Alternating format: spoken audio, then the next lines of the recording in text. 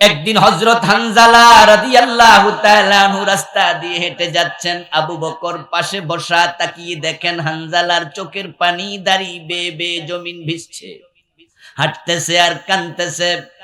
হযরত হানজালা ওই সাহাবী, যেই সাহাবীকে গাসিলুল মালাইকা বলা হয়, যুদ্ধের মাঠে যিনি শহীদ হওয়ার পরে ফেরেশতা গোসল দিছে, অনেক বড় সাহাবী। ওই হানজালা হাঁটতেছে রাস্তায়, চোখের পানি দেখে আবু বকর ডাকলেন, ভাইজান কাঁদেন কেন? হানজালা জবাব দেয়, আবু বকর কেন কাঁদবো না, আমি তো মুনাফিক হয়ে গেছি। এই কথা শুনে আবু বকর সিদ্দিক বলে, ভাই কেমনে মুনাফিক হইলেন বুঝলাম না। বলে, রাসূলের কাছে যখন থাকি ঈমানের কুওয়াত, স্ট্রেংথ অনেক বেশি থাকে। ইসলাম, ঈমান, জান্নাত, জাহান্নাম ইসলামই আমার আলোচ্য বিষয় হয়, দুনিয়াদারি মনে ঢোকেই না।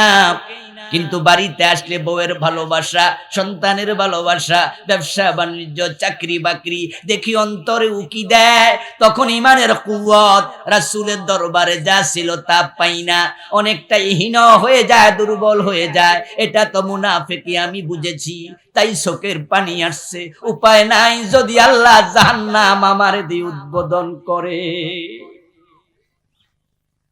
আবু বকর বললেন, ভাই তাহলে আমারেও সাথে নেন, চলেন রাসূলুল্লাহর কাছে গিয়ে এই রোগের সমাধান চাই, চিকিৎসা কি জানি। কারণ আপনার মতো আমার অন্তরও একই হালাত তৈরি হয়। দুইজন মিলে রাসূলের, নবীজি মুহাম্মদ সাল্লাল্লাহু আলাইহি ওয়াসাল্লাম শুনলেন, শুনে দুজনকে সান্ত্বনা দিয়ে বললেন, এটা নেফাক নয়, নেফাক আরেক জিনিস। আমার কাছে থাকলে তোমাদের অন্তরে ঈমানের যে কুওয়াত থাকে, শক্তি থাকে, যদি আমার থেকে পৃথক হওয়ার পরে সেটাই থাকতো, তাহলে রাস্তাঘাটে যেখানে থাকতে ফেরেশতা, সেখানে তোমাদের সাথে মুসাফা করত। আমি তো আল্লাহর রাসূল, তাই আমার কাছে আসলে ঈমান বাড়বে, এটা স্বাভাবিক। আমার কাছ থেকে গেলে একটু চার্জ কমে যাবে, এটাও স্বাভাবিক। এটা নেফাক না, নেফাক ভিন্ন এক জিনিস। তাহলে নেফাক কি, এটা আমাদের জানা দরকার আছে না?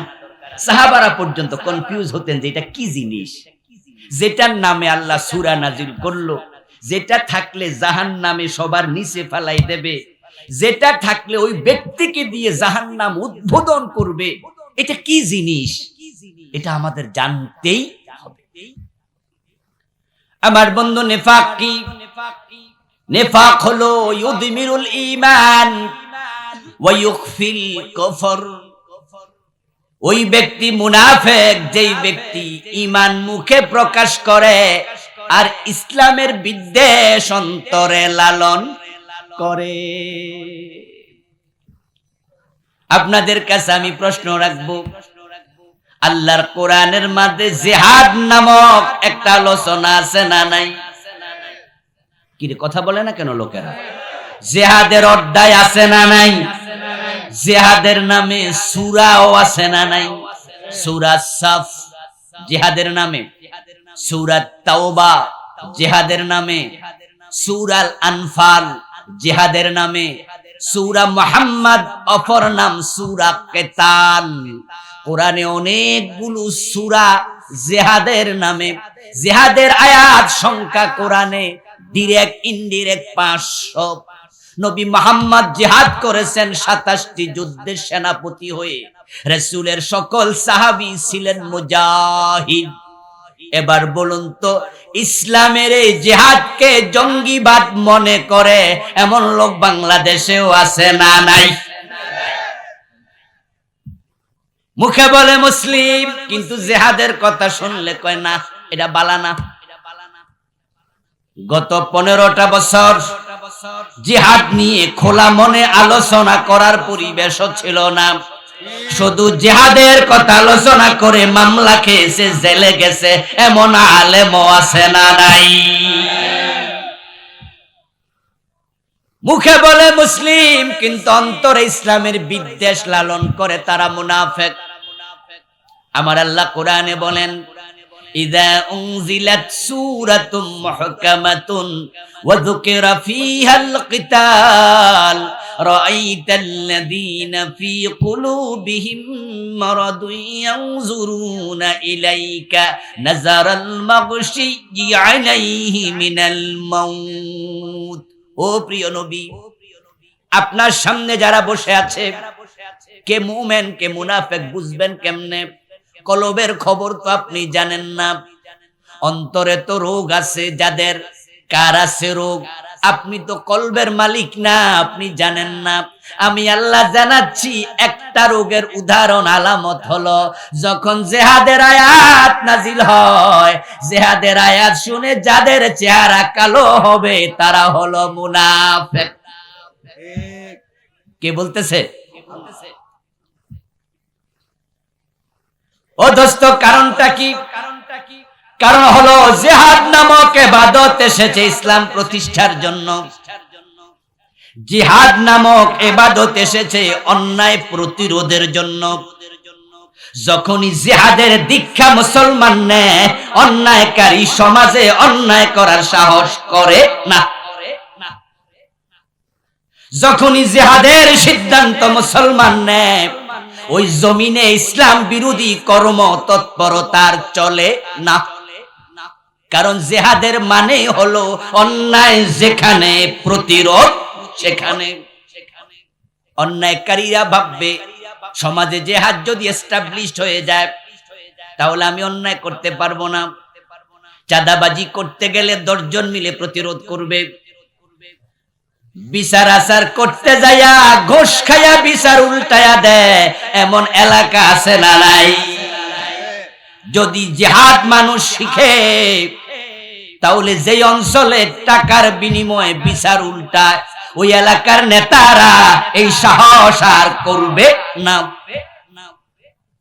তাই জিহাদের কথা শুনল অন্যায়কারীরা এই জিহাদের ভিতরে অন্য কিছু খোঁজে। বাংলাদেশে 15টা বছর জিহাদকে জঙ্গিবাদ বানানোর রাষ্ট্রীয় প্রচেষ্টা হয়েছে। জঙ্গিবাদের শত শত নাটক সাজানো হয়েছে। আজ থেকে মাস দেড়েক আগে কম বেশি ফজরের পরে ঘর থেকে বের হয়ে একটু হাঁটতেছি, আমাকে দেখে লম্বা দাড়িওয়ালা টুপি মাথায় এক পাঞ্জাবি গায়ে দেওয়া ভদ্রলোক দৌড়াইয়া এসে মুসাফা করলো, করে পরিচয় দিয়ে বলল, হুজুর আমি পুলিশের এসআই। তা আমি উনার সুরত দেখে আপ্লুত হলাম, এত সুন্দর লম্বা দাড়ি, পুলিশেও ভালো মানুষ আছে, ভালো মাশাআল্লাহ। আপনি পুলিশের কোন থানায় চাকরি করেন? বলে, না হুজুর থানায় না, আমি কাউন্টার টেরোরিজমে আছি। বাসা কোনটা? বলে ওই বাসা। আমি বললাম আচ্ছা মাশাআল্লাহ। কাউন্টার টেরোরিজম, এটা তো একটা ভয়ের জায়গার নাম। আমরা তো আগে এটার নাম শুনলে ঠান্ডা পানি খাইতাম, কারণ কাউন্টার টেরোরিজমের লোকেরাই তো ক্রস ফায়ারের দায়িত্ব পালন করত, জঙ্গি ধরার দায়িত্ব পালন করত। আমি এই ভাইয়ের হাতটা চাইপা ধইরা রাস্তায় হাঁটতে শুরু করলাম। বললাম যে ভাইজান যাক, আপনারে পাইছি, ভালো হয়েছে। আচ্ছা আপনাদের মূল কাজটা কি একটু বলেন তো, কত বছর ধরে আছেন? হুজুর 5-6 বছর। মাশাআল্লাহ। কাজ কি? মূল কাজ ছিল আগে ভালো মানুষের জঙ্গি বানানো। আমি বললাম লা হাওলা ওয়ালা কুওয়াতা ইল্লা বিল্লাহ, ইন্না লিল্লাহ। কি কোন? কজি হুজুর আমাদেরকে দিয়ে এটাই করানো হয়েছে। বলল আপনারা যে পত্র পত্রিকায় টেলিভিশনে দেখছেন অমুক বাড়িতে জঙ্গি ধরা পড়ছে, তমুক বাড়িতে, বললো এগুলো আমরা সাজাইতাম, ওই বাড়ি আমরা ভাড়া নিতাম। ভাড়া নেয়ার পরে জেল থেকে নিরীহ ইয়াং কিছু পোলাপানকে হাত করা পড়াইয়া গাড়িতে তুলে ওই বাড়িতে আমরা নিতাম, নিয়ে বাড়ির ভিতরে ঢুকাইয়া বাহির দিয়ে আমরা তালা লাগিয়ে দিতাম। তালা লাগিয়ে চলে আসতাম। পরের দিন গিয়ে হ্যান্ড মাইক হাতে নিয়ে র্যাব, পুলিশ, বিজিবি, এটা সেটা একদল 4-5টা গাড়ি নিয়ে চিৎকার দিয়ে বলতাম এই বাড়িতে জঙ্গি ধরা পড়ছে। মাইকে বলতাম বের হও, বের হও যারা আছো জঙ্গি। বের হবে কেমনে? বাহিরে তো তালা আমরাই লাগাইছি। এইভাবে আমাদেরকে দিয়ে জঙ্গির নাটক সাজানো হতো। এই কথা শুনে আমি তাকে জিজ্ঞাসা করলাম, ভাইজান সরকারের লাভ কি? কেন এই কাজ করত? তখন তিনি উত্তর দিলেন, আন্তর্জাতিক বিশ্বকে তারা দেখাতো বাংলাদেশে জঙ্গি আছে, তাদেরকে দমাতে হলে ক্ষমতায় আমাদেরকেই রাখো।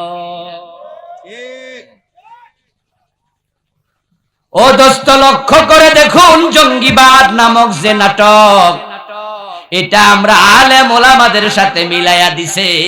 তারা জিহাদকে জঙ্গিবাদ হিসাবে উপস্থাপন করেছে, অথচ জিহাদ এবং জঙ্গিবাদ কখনো এক হতে পারে না। জঙ্গিবাদ সন্ত্রাসবাদ হলো হারাম, আর জিহাদ করা হলো ফরজ। জঙ্গিবাদ সন্ত্রাসবাদ মানে নিরীহ মানুষকে আক্রমণ করা, যেমন বাংলা বাই করেছে। আমাদের শায়খ আব্দুর রহমান 500 জায়গায় একসাথে বোমা ফুটাইছে, সিনেমা হলে বোমা মেরে নিরীহ মানুষ হত্যা করেছে, আদালতে বোমা মেরে বিচারক হত্যা করেছে। ওই বিচারকের কি দোষ? সিনেমা দেখা কবিরা গুনাহ, কিন্তু তাই বলে কি কবিরা গুনাহগারকে বোমা মেরে মারতে হবে? এটা কোথায় আছে? নিরীহ মানুষকে আক্রমণের নাম জিহাদ নয়, এটা ইসলামের শিক্ষাও নয়। জিহাদ মানে হলো অন্যায় যেখানে প্রতিবাদ সেখানে, এবং শুধু বোমা মারা তলোয়ার হাতে নেয়ার নাম জিহাদ না।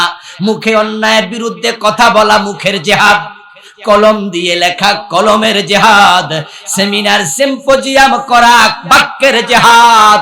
এই জিহাদ শুরু হয় মুখ দিয়া, জিহাদ চূড়ান্ত পর্যায়ে চলে যায় তলোয়ার হাতে নিয়া।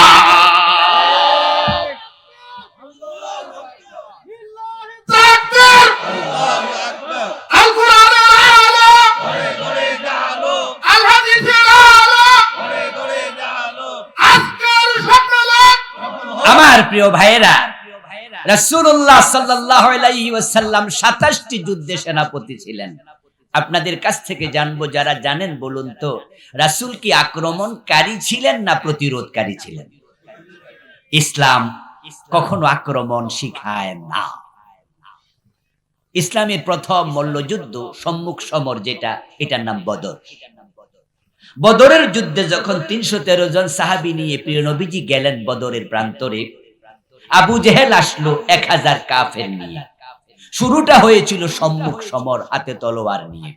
হযরত হামজা, হযরত আলী আরেকজন সাহাবীকে রাসূল সামনে দাঁড় করালেন। কাফেরদের মাঝে 3 জন এসে সামনে দাঁড়ালো। শুরু হয়ে যাবে তলোয়ার দিয়ে যুদ্ধ। আজকের যুদ্ধ তো আকাশ থেকে বোমা পড়ে অথবা পিস্তল দিয়ে গুলি করে। তখনকার যুদ্ধ ছিল ডাইরেক্টলি তলোয়ার থেকে তলোয়ারে। 3 সাহাবী দাঁড়ালেন। রাসূলুল্লাহ 3 জনকে লক্ষ্য করে বললেন যে, আলী, হামজা, তোমরা প্রথমে আক্রমণ করবে না। ইসলাম কখনো আক্রমণ শিখায় না। ওরা যদি শুরু করে তোমরা প্রতিরোধ করবে। শুরুটা কাফেররা করেছে। বদরের প্রান্তরটা মদিনা থেকে 170 কিলোমিটার দূরে। আমি দুবার সেখানে গিয়েছি, এবং আমি ড্রাইভারকে মদিনা থেকে বের হতে বলছি যে মাইলেজটা শুরু করে দাও, দেখবো কত কিলো। বাংলাদেশের বইতে তো লেখা আছে 70 মাইল, 170 কিলো। ওই বদরের প্রান্তর থেকে মক্কার দূরত্ব হলো 350 কিলোর বেশি। তো রাসূল গেলেন 170 কিলো, তারা আসলো 350 কিলোর বেশি। তাহলে আক্রমণকারী কারা হলো? রাসূল হলো না আবু জেহেল হলো? ইসলামের প্রায় প্রতিটা যুদ্ধই ছিল প্রতিরোধমূলক, আক্রমণমূলক না। তো ইসলাম কেমনে জঙ্গিবাদ শেখায়? জিহাদকে কিভাবে জঙ্গিবাদ বলা হয়? জিহাদ তো হলো অন্যায়ের প্রতিরোধ। রাসূল 13টা বছর মক্কায় মাইর খাইলেন, সেখানে আল্লাহ জিহাদের অনুমতি দেয় নাই। হিজরত করে মদিনায় আসলেন। তারপরে যদি আবু জেহেলরা ওই মদিনা আক্রমণের জন্য 1000 সৈন্য নিয়ে যায়, এখন কি বসে বসে আঙ্গুল চুষলে চলবে? আপনার বাড়িতে ডাকাত ঢুকলে প্রতিরোধ দরকার আছে না নাই? এখন আপনি প্রতিরোধ করলে যদি ওরা আপনারে বলে আপনি জঙ্গি, এর চেয়ে জুলুম আর কি হতে পারে? জিহাদের কথা শুনলে ভালো লাগে না।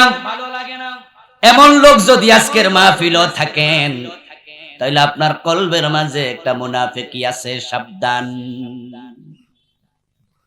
রাসূলুল্লাহ বলছেন, মাল্লাম ইয়াগুযু ওয়া লাম ইউহাদ্দিস বিহি নাফসুহু ফামাতা আলা শুবাতিন মিনান নিফাক যে ব্যক্তি ইসলামের জন্য জিহাদ করে নাই এবং জিহাদ করার মতো অন্তরে পরিকল্পনাও নাই, সে মুনাফিকের উপরে মৃত্যুবরণ করবে। রাসূলুল্লাহর একজন সাহাবী খুঁজে পাবেন না যিনি জিহাদ করেন নাই। একজন ছিলেন অন্ধ, নাম ছিল আব্দুল্লাহ ইবনে উম্মে মাকতুম রাদিয়াল্লাহু তাআলা আনহু। উনার জীবনী পড়ে দেখবেন উনিও গাজওয়ায়ে কাদেসিয়াতে ওমর ফারুকের যুগে যুদ্ধের মাঠে শাহাদাত বরণ করেছেন। ওই অন্ধ সাহাবী পর্যন্ত যুদ্ধের মাঠে গেছে। আর আপনি সুস্থ মানুষ, জিহাদের কথা শুনলে আপনার কাছেও কেমন কেমন লাগে। মুসলমানরা যখন থেকে জিহাদ ভুলে গেছে তখন থেকে বিশ্বব্যাপী মাইর খাওয়া শুরু হয়েছে। এক সময় মুসলমানের এক হাতে ছিল কোরআন আর এক হাতে ছিল তলোয়ার। অন্যায় দেখলে কোথাও মাথা নত করে নাই। স্পেনে রাজা রডারিক মুসলমানদের উপর জুলুম করছে। ইমানদার মুসলিম মেয়েকে খ্রিস্টান সৈন্য রডারিকের লোকেরা দর্শন করেছে। তিনি চিঠি লিখেছিলেন আরবের প্রেসিডেন্টের কাছে যে আমি মুসলিম বোন আমাকে দর্শন করেছে খ্রিস্টান সৈন্য, অপরাধ শুধু আমার ঈমান, তোমরা কি সাহায্য করবে না? তারিক বিন জিয়াদ রাদিয়াল্লাহু তাআলা আনহুর নেতৃত্বে ৭০০০ সৈন্য রাজা পাঠিয়ে দিলেন স্পেনে। মুসলমানরা সেখানে গেল, রডারিককে সেখানে প্রতিরোধ করলো।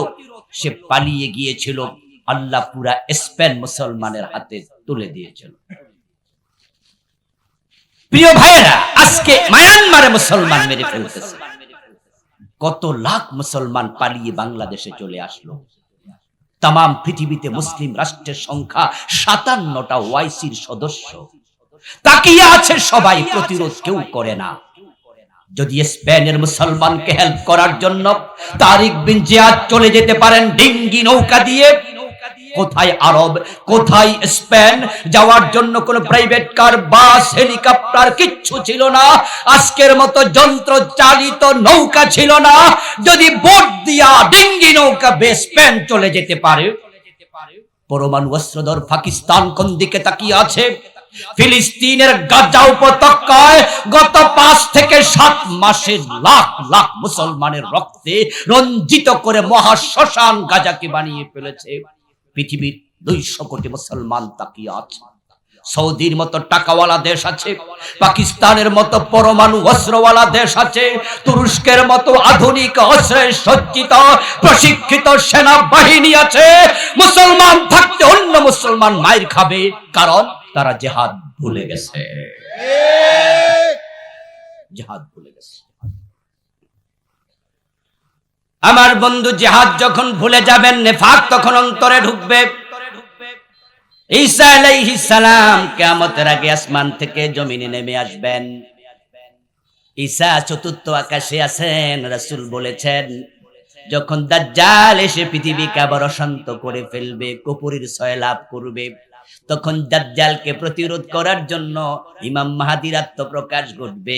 ইমাম মাহদী নিজের সৈন্য লোক লইয়া তিনি দামেস্কের মসজিদে অপেক্ষা করবে। আসমান থেকে ফেরেশতার কাঁধে ভর করে ঈসা নবী দামেস্কের মসজিদে নামবেন। নামার পরে তারা সবাই মিলে দাজ্জালের বিরুদ্ধে যুদ্ধের ঘোষণা দেবেন। এখন ঈসা আলাইহিস সালাম একা নামবেন, সাথে কোনো সৈন্য নাই। আগ থেকে কিছু মুজাহিদ প্রস্তুত থাকবে, তারা ঈসার বাহিনীতে যোগ দেবে। যাদের অন্তরে জিহাদের চিন্তা নাই, তারা ঈসা নবীর বাহিনীর সদস্য হতে পারবেন না। এজন্য মুসলমানরা অন্যায় বিরুদ্ধে প্রতিরোধের চিন্তা অলওয়েজ ফিল করে। ওয়াইযা কিলা লাহুম তাআলাউ ইলা মা আনজালাল্লাহু ওয়া ইলার রাসূল রাআইতাল মুনাফিকিনা ইয়াসুদ্দুনা আনকা সুদুদা। আল্লাহর কায়েত বলতেছেন, তুমি মুনাফিক কিনা শোনো। যখন তোমাকে বলা হবে কোরআনের দিকে আসো, হাদিসের দিকে আসো, লিয়াহকুমা বাইনাহুম, ওই কোরআন হাদিস দিয়ে আমরা সমাজ চালাতে চাই, রাষ্ট্র চালাতে চাই, আদালত চালাতে চাই, supreme court, high court, Ganabhaban, Bangabhaban Quran দিয়ে চলবে। নবী মুহাম্মদ 10 বছর মদিনা কোরআন দিয়ে চালাইছে। ফারুক আজম ওমর 10 বছর অর্ধ পৃথিবী কোরআন দিয়ে চালাইছে। কোরআন শাসন করতে এসেছে, শাসিত হতে আসে নাই। ইসলাম বিজয়ী হতে এসেছে, পরাজিত হতে আসে নাই। যখন বলা হবে আসো ইসলাম বিজয়ের জন্য, রাআইতাল মুনাফিকিন ইয়াসুদ্দুনা আনকা সুদুদা, ও নবী মুহাম্মদ যারা মুনাফিক এই আহ্বানে তারা সাড়া দেবে না, পাশ কাটিয়ে চলে যাবে। কে বলতেছে? আহারে কথা কয় না কেন লোকেরা? কে বলতেছে?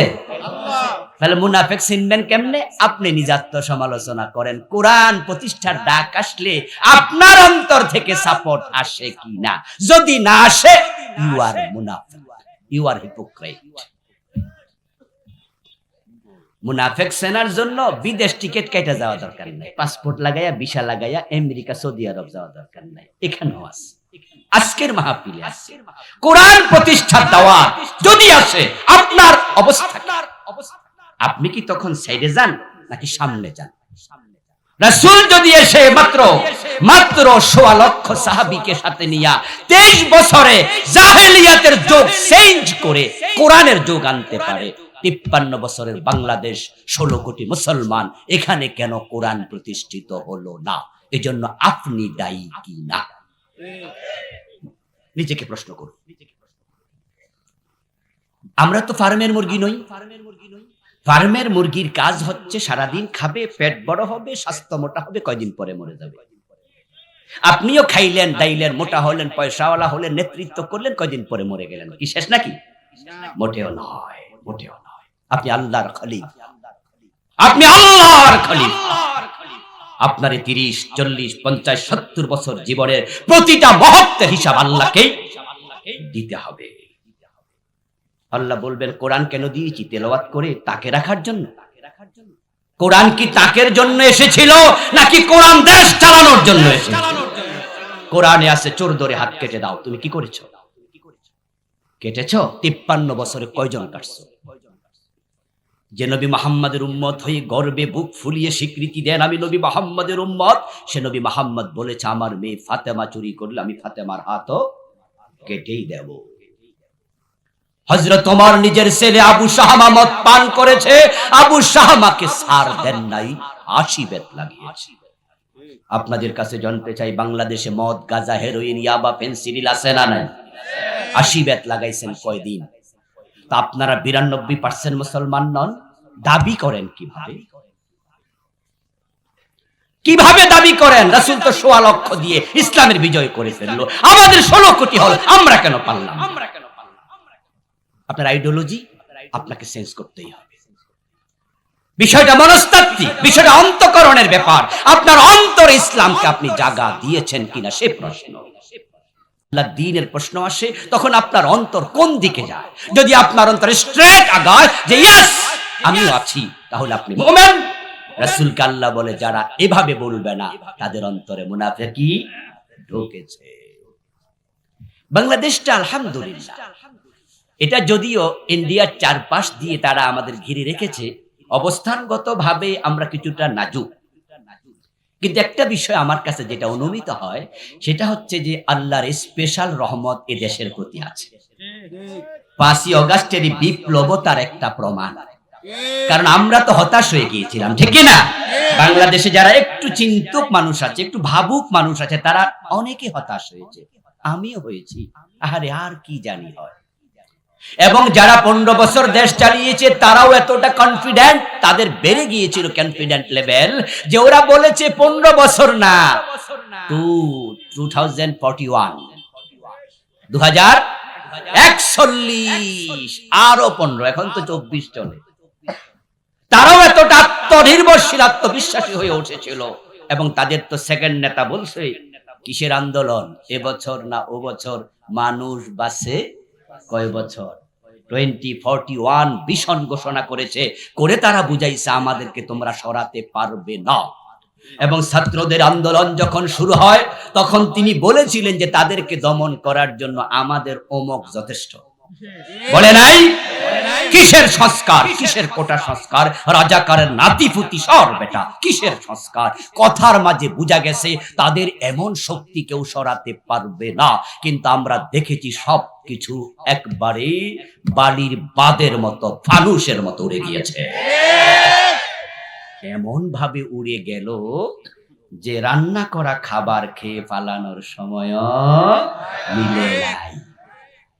আরে আমরা তো দূরে কোথাও গেলে একটু দুই একদিন প্রিপারেশনও নেই নাকি, একটু লাগেজ টাগেজ গোছাই তারপরে একটু যাই। লাগেজ গোছাবে, কাপড় চোপড় পয়রা পর্যন্ত যাইতে পারে নাই, এমন কিছু কাপড় রাইখা গেছে পোলাপান পরে মানুষের দেখাইছে, যেগুলো নামও কওয়া যায়। মানুষের জিগায় বুড়া মানুষ এটি দিয়ে আবার কি করতো, ওই কাপড় লুকানোর টাইমও পায় নাই। এটা আল্লাহর স্পেশাল করুণা, আল্লাহর স্পেশাল রহমত। বাংলা একটা প্রবাদ আছে, যার কেউ নাই তার কে আছে। Yes. আমার বন্ধু আল্লাহ তাআলা আমাদের সাথে আছেন, আল্লাহ আমাদেরকে স্পেশাল করুণা দেবেন। এই জমিনটা চারিদিকে ইন্ডিয়া এবং আমাদের জনসংখ্যা এত বেশি ছোট্ট ভূখণ্ডে, এই জনসংখ্যার কারণেই ইন্ডিয়ারে যদি বাংলাদেশ মাগনা সাদেন, যাইসা বাংলাদেশটা নিয়ে যান, আমার মন বলে ইন্ডিয়া নিতে রাজি হবে না, কোনোদিন হবে না। এর কারণ আছে। আচ্ছা আপনারা বলুন তো, কোন পুরুষের যদি 10 জন বাচ্চা রাইখা বউ মরে, কোন মাইয়া বিয়া বইতে চায়নি? আর কয় যে হাসছে কাম, বেড়ার ফোলা মাইয়া 10টা, ওই ঘরে আমি যাম, তো আমার আর বেড়া সংসার করণ লাগবো না, এই সামলাইতে সামলাইতে আমার দিন শেষ। এখানে মানুষ আছে 18 কোটি 16 কোটি মুসলমান। 1947-এর পরে আজ পর্যন্ত কাশ্মীর নামক ছোট্ট একটা অঞ্চল, এটাকে তারা নিয়ন্ত্রণ করতে পারেনি, যেখানে মুসলমানের সংখ্যা 1 কোটিও না। শুধু অল্প কিছু মুসলমানকে কাশ্মীরকে ইন্ডিয়া নিয়ন্ত্রণ করতে পারেনি। আপনার ইতিহাস পড়ে দেখুন, কাশ্মীরে মুসলমান যত আছে জনসংখ্যা, তাদের পুলিশ, তাদের স্পেশাল ফোর্স তার কাছাকাছি, এত দিয়েও নিয়ন্ত্রণ করতে পারে না। আমরা 16 কোটি মুসলমান, তারা ভয়েও দেশ নিতে আসবে না।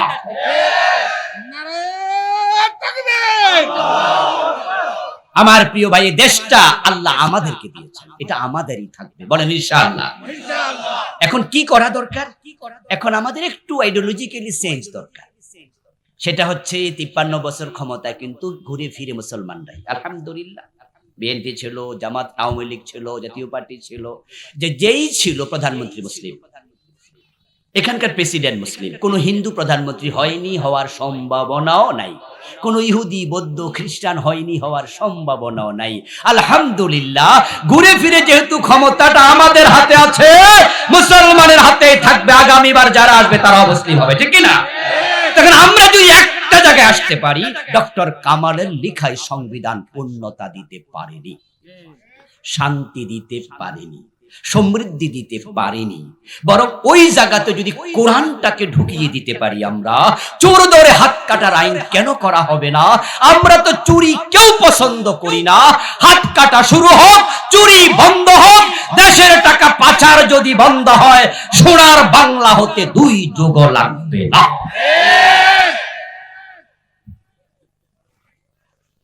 কিন্তু আমরা যে চোর ধরে জেলে যাওয়ার আইন বানাইলাম, এই আইন দিয়া তো চোর ডাকাইত হয়।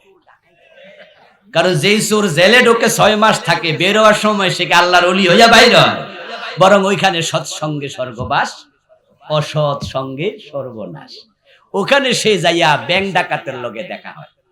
ঢুকছিল ছাগল চোর, দুইকা দেখে জেলে যাইয়া ডোরা কাটা গেঞ্জি পরা বড় মোছওয়ালা একটা আইয়া জিগায়, কিরে তুই নতুন আমদানি? কয় জি বস। কয় বছর জেল? কয় না মাত্র ঢুকছি কালকে। অপরাধ কি? কয় ছাগল চুরি করছিলাম। জেলখানার বদনামি কিছু কইরা আইবি আসলে বেটা।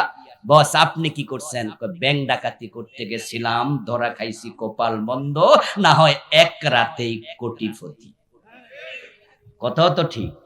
ব্যাংকের লকারের মাঝে কোটি টাকা তো কোনো ব্যাপারই না। বস কেমনে কি? কই শিখবি কয় মাস? কয় 6 মাস। কয় যা, তোর মতো সাগরের যেহেতু পাইছি শিখাই দেবো, সঙ্গ দোষে লোহা বাসে। ওর সাথে থেকে কিভাবে গাড়ি ডাকাতি করতে হয়, কিভাবে ব্যাংক লুট করতে হয়, ওর থেকে তাই শিখে, ভালো কিছু শিখে না। এখন এই ছাগল চোর যখন 6 মাস পরে বের হয়, সে জেলখানার মাটি সালাম করে বের হয়, ছাগল মাগনা দিল আর নেমো না। এখন সে মেন্টালি চোর না ডাকাত? কি লাভ হলো? হাত কেটে দাও, জেলে দিও না। জেলে দিয়ে লাভ হবে না, জেল ধরে রাখতে পারবে না, আবার চুরি করবে। হাত কেটে দিলে তারের মতো সোজা হয়ে যাবে। 2-4টা সাবেক এমপি যারা চুরি করেছে ধরে হাত কেটে দাও। বাংলার টাকা কানাডায় বেগম পাড়া বানিয়েছে, ধরে এনে হাত কেটে দাও। যারা ইসলামী ব্যাংকের 80,000 কোটি টাকা 18টি আপনার ইয়ে থেকে শাখা থেকে লুট করেছে, ধরে এনে হাত কেটে দাও। হাত কাটা শুরু হয়ে যাক। হাত কাটা চোর দেখে ভবিষ্যতের চোরেরা সাবধান হয়ে যাবে। গড়ের দরজা খুলে ঘুমানো যাবে। এই মাদকের বিরুদ্ধে আমাদের সরকার কত কারিশমা আমাদেরকে দেখাইছে। পত্রিকার হেডলাইন, সরকার মাদকের ব্যাপারে 0 টলারেন্স। আমরাও তো ভাবছি মাদক মনে হয় বাংলাদেশে থাকবে না। আপনারা বলুন তো, মাদক আসেনি? আগের চেয়ে কমছে না বাড়ছে? তো 0 টলারেন্স হইয়া কি লাভ? 80 বেতের আইন চালু করে দাও। ওমরের মতো বলে দাও, আমার ছেলেকেও ছাড় দেয়া হবে না। প্রধানমন্ত্রী বলে দিক, আমার ছেলে মদ খেলে 80 বেত দাও। প্রত্যেক এমপি তার এলাকার ওসিকে বলে দিক, ধরে লকারে ঢুকাও। তারপরে হাকিম বলো 80 বেত দাও। টেলিভিশনের হেডলাইন করে দাও, ইউটিউবে গুগলে আপলোড করে দাও, পত্রিকার হেডলাইন করো, লাইভ ব্রডকাস্ট করো, মানুষ দেখুক মদ খাইলে কেমনে 80 বেত দেয়। খেলার নাম বাবাজি। 6 মাস আইন চালাও, লোকজন তারের মতো সোজা হয়ে যাবে। মায়ের উপরে ঔষধ নাই, মায়ের পাগলা পর্যন্ত ভালো। ইসলামের বিধানগুলো বড় চমৎকার, বড় চমৎকার। আমার বন্ধু, মুনাফিকের একটা আলামত হলো, মুনাফিকেরা মুসলমানের চেয়ে হিন্দুদের সাথে বন্ধুত্ব বেশি করে। এই আলামত কোয়ার পরে তো বুঝতে পারছেন বাংলাদেশে মুনাফিকরা। আল্লাহ নিজে বলছে, ওয়াবাশশিরিল মুনাফিকিনা বিআন্না লাহুম আযাবান আলীমা আল্লাযীনা ইয়াত্তাখিযুনাল কাফিরিনা আউলিয়া মিন দুনিল মুমিনিন। ও নবী মুহাম্মদ, আপনি মুনাফিকদেরকে জাহান্নামের আগুনের খবর দেন, যারা মুমিনদেরকে বাদ দিয়া কাফেরদেরকে বন্ধু বানায়। এই উঠতেছেন কেন? আজান হইছে কি? আমরা নামাজ পড়বো না? উঠে পরিবেশ নষ্ট করা যাবে না, বসেন। আমরা অল্পক্ষণের মাঝে শেষ করছি। আমার প্রিয় ভাইরা, বলছিলাম আমাদের মহব্বত কি মোমেনের সাথে হওয়ার কথা না কাফেরের সাথে? মোমেন কাকে ভালোবাসবে? আরেকজন মোমেনকে। মোমেনকে বন্ধু বানাবে, কাফেরকে নয়। কিন্তু আমরা দেখেছি যে একটি কথা বারবার, ইন্ডিয়া ইন্ডিয়া ইন্ডিয়া। ওদের সাথে বন্ধুত্ব করতে করতে এমন বন্ধুত্ব করছে, ওদের কাছে নাকি বিয়েও হইছে। হ্যাঁ, তাদের নেতা বলে ওদের সাথে আমাদের স্বামী স্ত্রীর সম্পর্ক। বলে নাই? পররাষ্ট্রমন্ত্রী নিজে বলেছে যে ইন্ডিয়ার সাথে আমাদের স্বামী স্ত্রীর সম্পর্ক। তাহলে আমার প্রশ্ন, স্বামী কেডা বউ কেডা? স্বামী কেডা স্ত্রী কেডা? এটা তো আমরা দেখছি যে ঠিকই বউ ফাঁসি আগর স্বামীর বাড়ি পলাই চলে গেছে, কইছে আরো বছর 2 কাজ, কিন্তু বাস্তবতা দেখাইছে 5 তারিখ। ওদের নেতাই বললো স্বামী স্ত্রীর সম্পর্ক, আর 5 তারিখে ঠিকই বউ দরমাইরা চলে গেছে। ঠিক কিনা? ঠিক কিনা? ও বেটা আমাদের কাছে এখন যৌতুক চায়।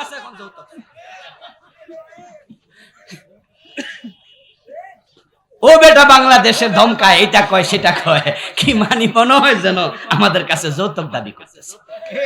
আরে আমরা মাইয়ার বাপ হইছি, তাই বলি কি মাইয়া ফলাই গেল যৌতুক দেব? নরমালি গেল না হয়তো। এই ফালানো থেকে আমরা রাজি আছি তো কিসের যৌতুক চাও তুমি? আমাদের সাথে ভাব লইও না, ইন্ডিয়া দেশ বড়, ইন্ডিয়ার সৈন্য বেশি, পরমাণু অস্ত্র আছে। তারা মাঝে মাঝে ধমক দেয়। কলকাতার ওই দিদি মমতা ব্যানার্জি বলছে বিদেশ থেকে নাকি জাতিসংঘের লোক দরকার, সৈন্য পাঠানো দরকার এদেশের হিন্দুদের সেফটির জন্য। আমরা বলি না, এদেশের হিন্দু মুসলিম আমরা বন্ধুর মতো থাকি, তাদের নিরাপত্তার জন্য আমরাই যথেষ্ট। কোন হিন্দুর মন্দির আক্রমণ হবে না, কোন হিন্দুর সাথে অবৈধ আচরণ করা যাবে না।